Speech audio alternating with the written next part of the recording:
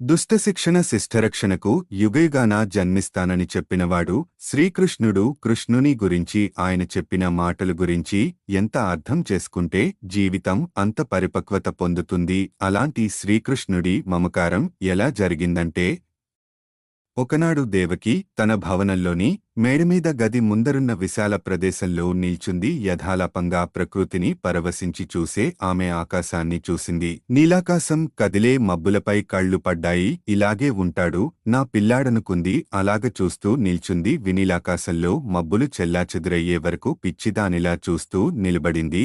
ఆ మబ్బులు తమాషాగా ఓ పిల్లవాని ఆకారంగా కనబడటంతో మరింత ఆశ్చర్యపోయింది.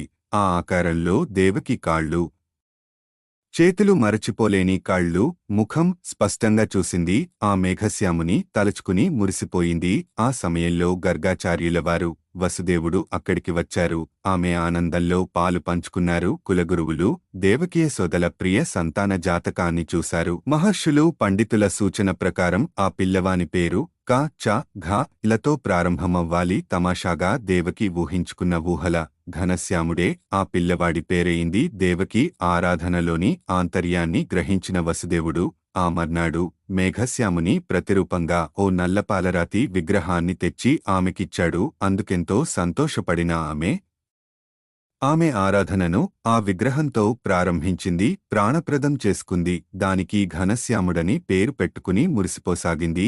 ఈ బొమ్మ, అందులోని ఆమె ఆనందం దేవకీ వసుదేవులకు, గర్గులవారికి తప్ప మరెవ్వరికీ తెలీదు. అక్కడ గోకులంలో తన పిల్లవానికి నామకరణ మహోత్సవం నంద యశోదలు చేయదలిచారు. దానికి తగ్గట్లుగానే నందుని, భవంతి, సభా ప్రాంగణం వగైరాలు అలంకరిస్తున్నారు. అద్భుత శోభలతో, మామిడి తోరణాలు, అరటి చెట్లతో అందరినీ ఆహ్లాదపరుస్తుందా వాతావరణం. ఆ గృహశోభ. కులగురువులు గర్గాచార్యులవారు తమ పరివారంతో నందుని ఇంటికి వచ్చారు. కుల గురువులను మేళతాళాలతో సాదరంగా ఆహ్వానించారు.